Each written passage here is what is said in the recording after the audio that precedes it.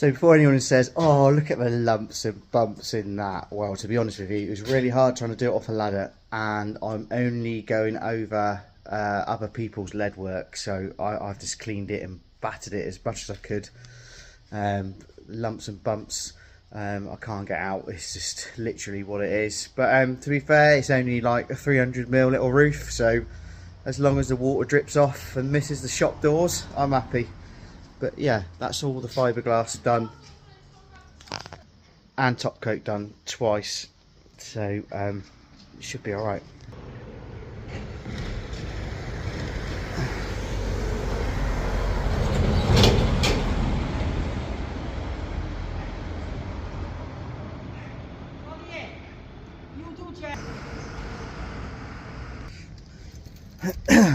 So that's that all done, finished. GRP roof done, shop front done. I've just got to nip back and do the flat sash window mechanisms. But yeah, it's a complete job, that is. So yeah, off to the next one. Right, going to show you something this morning.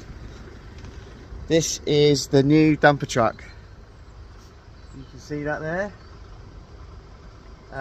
I haven't got a clue what the make is. I'll find out when I do a bit more digging. But it's got a massive dumper bit on the front. Look at that. Yeah, excited because that's going to help me do the old Victorian house. So it's a beast. Watch this space. Well, here we are. I'm doing some stud walls. This is how I do mine.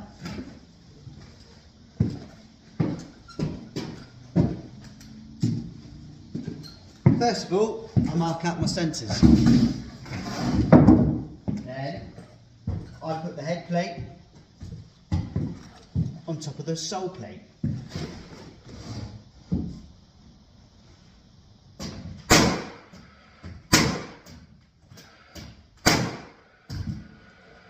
I then run along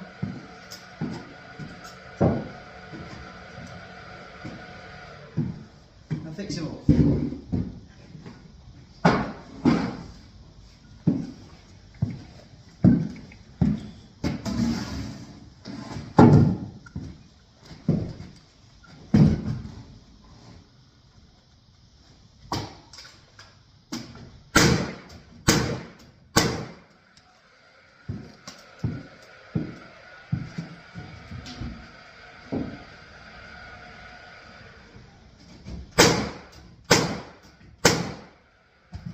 Generally I always put 3 nails in, 75 ring checks. So I've got those on. Now I can lift this up in situ and I should have a wall.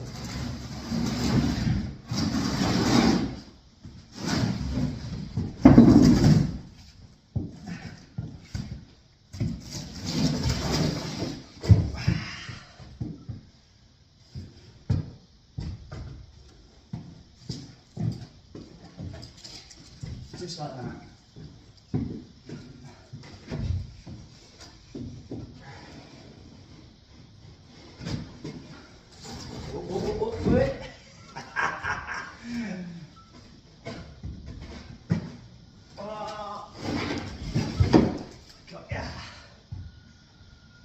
Never panic when you're on your own.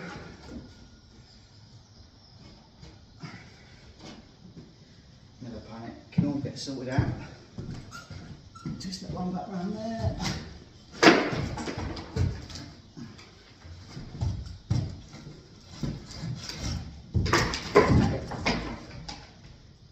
Like so.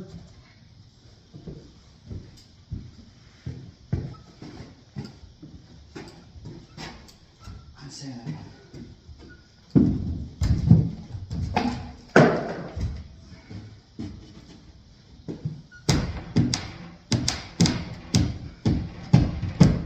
Once you get one in, when you want it, you can then sort yourself out.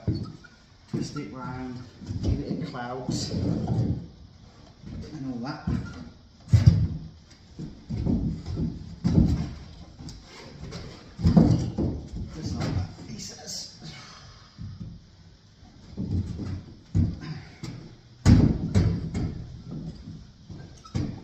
then drop that down the other end. You're just going to move like so.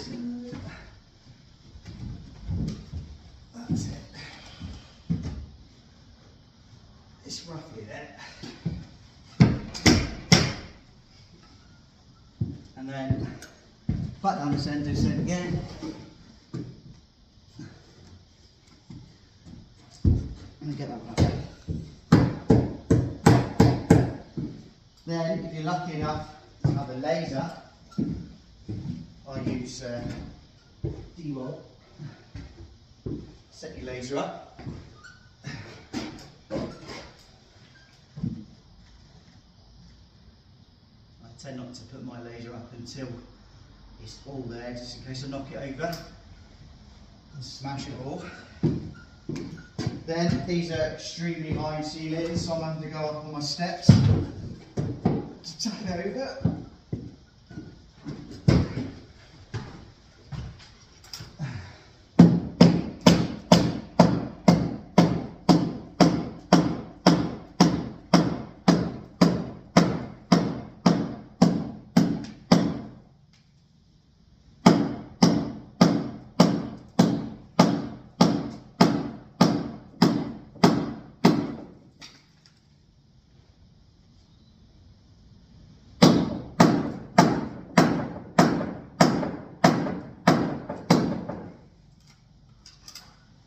Back down the other end, do the same down this end. Otherwise, if you get it all too tight too soon, you won't be able to get your wall over. Same again, down this end.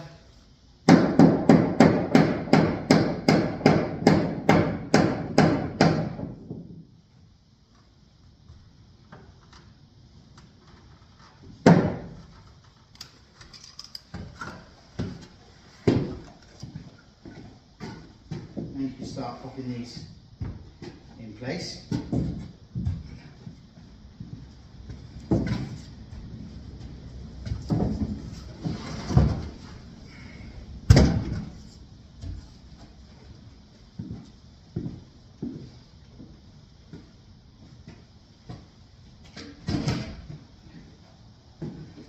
Because I cut mine tight, I use a persuader. Now my persuader happens to be a great big lump hammer. So let's just show you. Get it roughly where I want.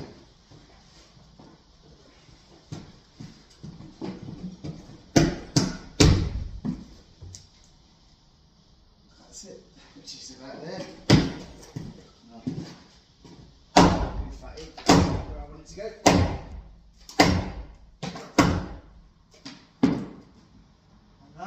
And then I can get the rest of them now.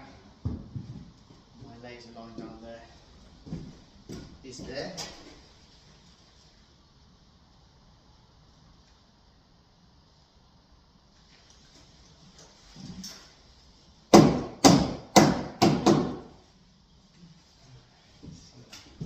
So they're pretty good now. So they can go in.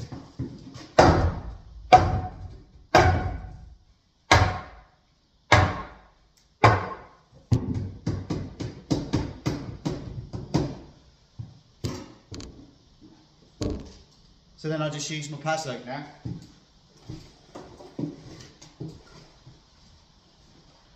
So here we go, I'll just show you a bit of a lower level. The camera, you can see it's a bit hard to do this unless you've got a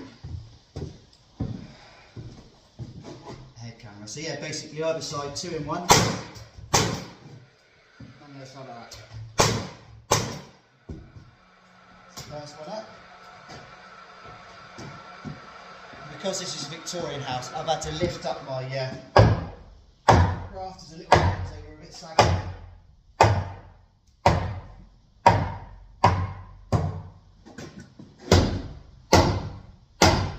were a bit saggy.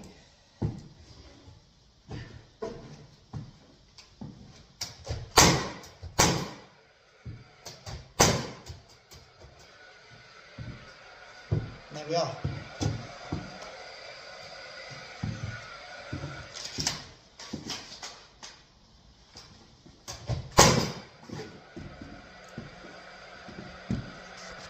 roughly how I get a wall up on my own. And then obviously I'll plumb this up now and sort this all out. But that is generally how you do it. Fit all the head ones and you can lift the whole wall up in one go. Struggle like hell, but it's all part of the fun. Have a look at my other videos. Remember, the slower you go, faster you go. Thanks for watching. My name's Ryan. Ryan's got another tip for you little monkeys coming up through. So if you've done the stud wall, you've watched my other videos, and you've got to put one in against the wall because it's not quite your 600 centres, or you're starting your sheet off from that, never fix the last one. Leave it loose so you can tuck it out of the way. Then you can put your other one in like that, tap it up tight, fix it, then fix your one where your centres are. Never fix the last one. Leave it loose so then you can fix this one. Where is it? Fix this one against the wall, and then you can fix the other one. Another tip for you. Remember, slow you go, fast you go.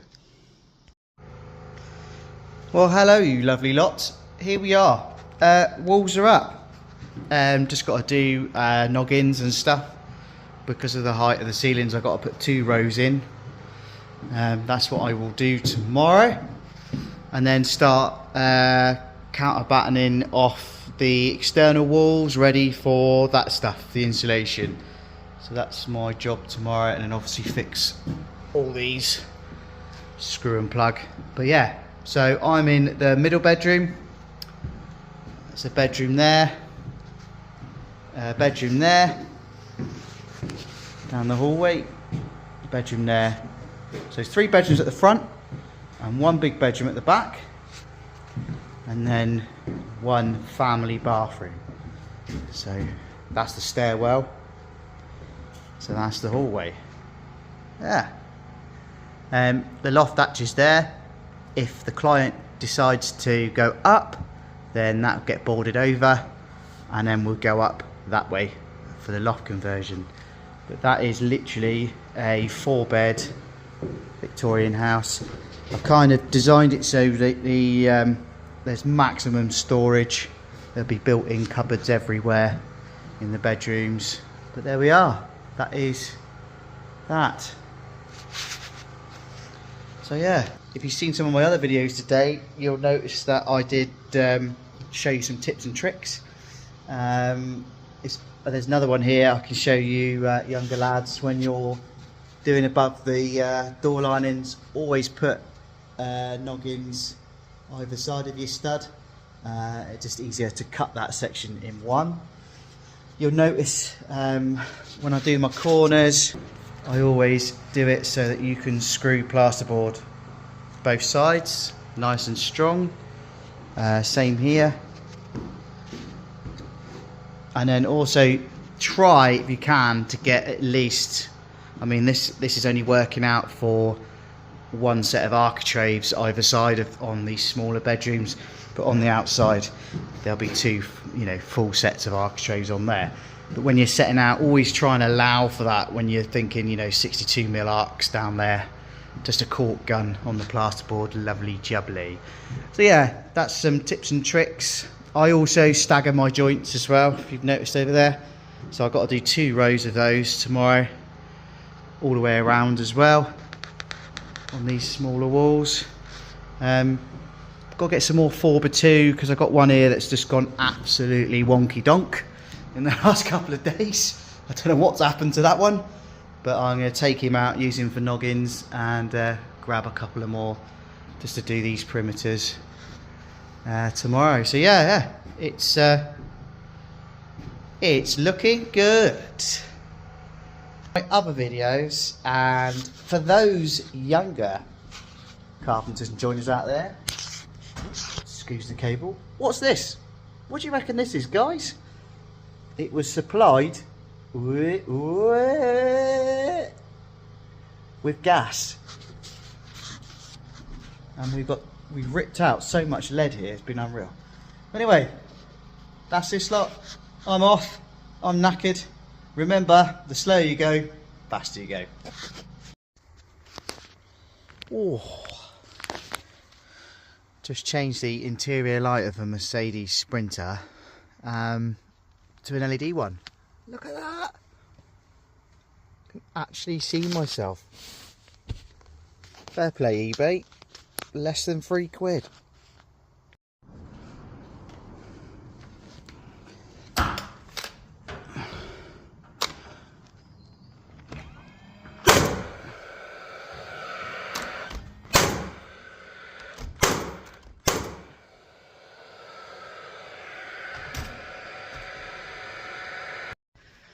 Another little top tip for you lot is when you're doing a lot of noggins, like I have been today, in between loading out loads of stuff from Selco Builders Warehouse.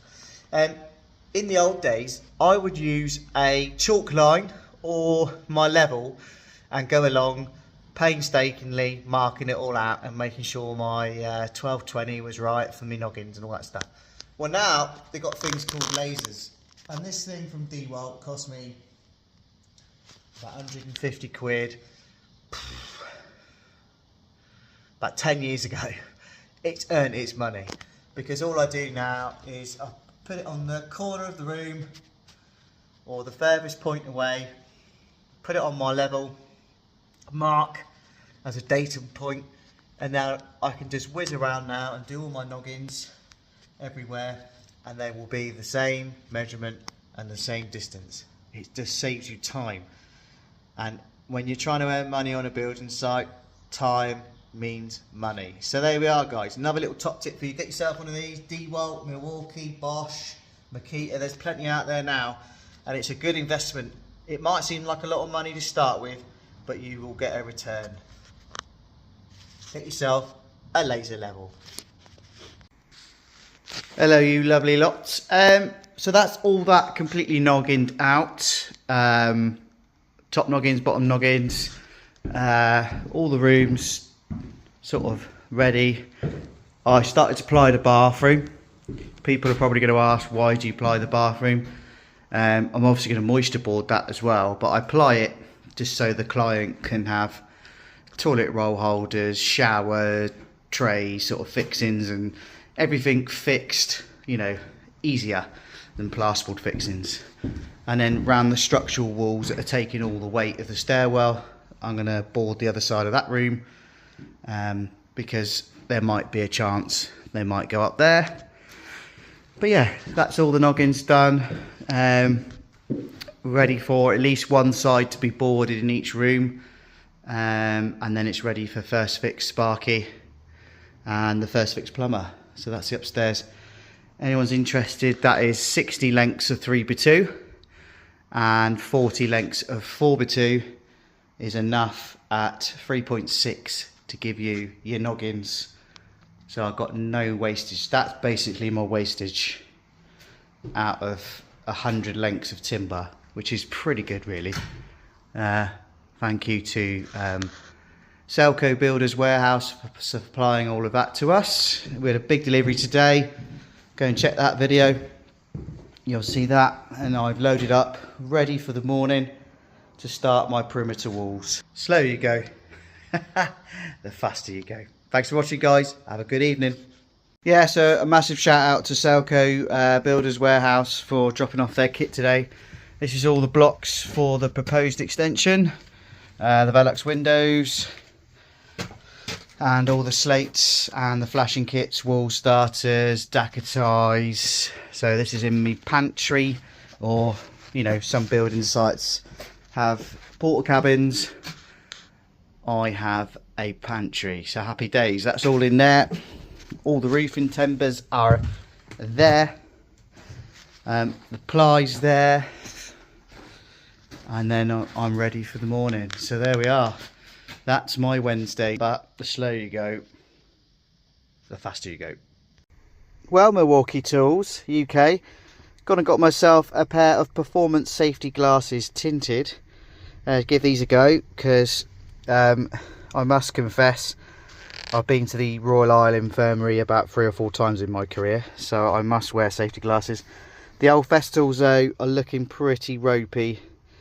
I've had them a few years, kids have worn them, KO'd them basically. But yeah, got myself some new Milwaukees. give those a test on this very sunny drive home. To be fair, they're shit up. Thank you very much, Milwaukee, UK. They're alright. Yeah, real test is obviously sawdust, but they fit to my noggin alright. Yeah, not bad for a tenner. Thank you very much.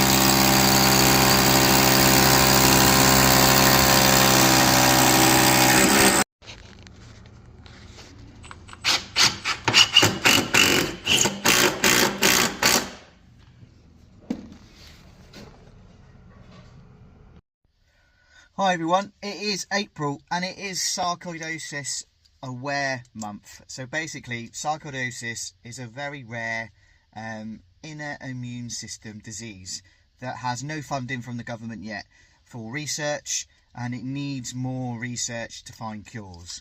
So at the moment I'm like a pregnant woman. I have to take folic acid every day other than Sunday when I take my methotrexate. So my methotrexate is an immune suppressive drug. So basically sarcoidosis is an inflammation of organs. For me, it landed on my right lung. Couldn't have gone anywhere worse for me as a carpenter and joiner, sports person, because everything had to change. My lifestyle changed. I even left my wife and my kids. That's my honest submission there, because of the stress of life. The stress of life is one of my massive triggers. I've got me a bit emotional then. Woohoo! So for 3 years I've had this disease, and it's been tough. It's been a very tough battle, because it's a battle with yourself, and I'm just trying to raise awareness so that anybody else doesn't have to go through what I've gone through. And yeah, I've gone through some tough times, but I'm still here. I lost a friend, Lee. He was 35, and he died of pulmonary sarcoidosis. It got into his eye and then went into his brain, and he died in his sleep. And I was in quite a big, like, sort of friendship circle, shall we say, and nobody had the balls to tell me that he died of that till a year later. And he died, the autopsy was the same as what I've got, pulmonary sarcoidosis. And then I realised, I realised then that I had to change. I had to move. I had to get out of where I was. The circle I was in wasn't good for me. The town I was working in wasn't good for me. And I did. I moved. I've picked South Wales. South Wales, it's absolutely breathtaking. And it has really helped me on my journey of recovery. And, I've had to completely make new friends. I've had to move my business. I've had to do everything. But 90% of that was to get rid of the stress. And the stress is the biggest attribute to sarcoidosis. Anybody suffering with sarcoidosis will agree with me that stress is one of the massive triggers. So anyway, that's April, this month. So if you've got 5 minutes, if you've got 2 minutes and you're sat on your van, you're scrolling through TikTok, you're scrolling through Instagram, you're on YouTube watching the video and this pops up, go and have a look, see what sarcoidosis is, and hopefully together we can find a cure. Because at the moment I'm 39 this year, and I can see myself taking these tablets for the rest of my life. The side effects are not nice. So we need change, we need diversity, we need investment. So if anybody that's got loads of money is watching this, and you feel like you want to get rid of some of your VAT bill, you want to try and hide some of your tax, go and pump it into a source that's needed. Go and put it in medical research. Medical research needs funding. NHS needs help. And this is what this video is all about. Without the NHS, I would not be here. I'd be dead. Because the NHS basically MOT'd me. They seen I had scarring on the lung. I collapsed at home. They did scans. They did biopsies of my lung. They managed to rule out cancer. But then they found this really rare fucking thing called sarcoidosis. How many other people have got it? Please comment in this video. And let's find a cure, please. Anyway, have a fucking great weekend. Oh, you lot, just for update. I can't have the radio on due to copyright and YouTube laws. So, yes, the old Victorian house is coming on really well, as you can see up there. There's timber everywhere. Woo. And I'll just quickly show you. I just got the Scooby ladder. So this week has been a real push. And if you've seen the previous videos, you've seen there was no walls, nothing. Now it's got 4 bedrooms, 1 major bathroom, master bathroom, sorry, major. Ply lined all those because from experience in the past, people want towel radiators, loo roll holders, cabinets, and it's just best to ply them. And it's good for soundproofing, so you can have a crap in 3rd gear and no one can hear you. And then up here, I've been doing all the perimeter noggins, ready for insulation on the external walls. So I started on that one, and then this is my last one to do this afternoon. I'm going to go for a bacon roll now. But yeah, window sills have just absolutely annihilated themselves. So I'm going to leave them where they are and just cut them out at a later date. But yeah, so that's all going to be insulated. I've got to finish the stud work. So basically, every single room will look like that, but with insulation in, to give us better UV values on the external walls. There's going to be suspended ceilings in here as well. I'm going to drop the ceiling down to about 2.4 because it's easier with plasterboard and it's cheaper, but also it gives us a void to put services in, and anything like extractors can go straight out the wall rather than up through the loft, which I hate. And then it just gives us, you know, better ceiling finish, and it's easier and cheaper when that stage comes in the build. So yes, we're getting ready now for the next stages.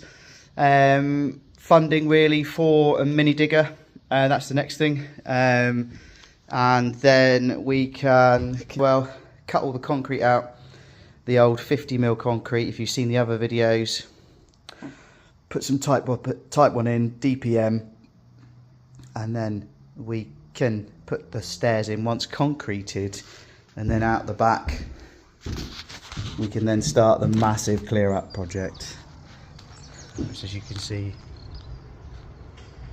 gonna need definitely a mini digger to do that.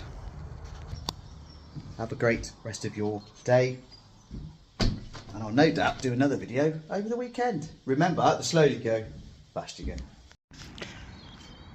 So excuse the swearing on that one. There we are. That's my eBay 4-ton hand winch, and it's just snapped. Great start to my evening. Well, she's off, and she's now strapped to the Luton, ready for the next stage.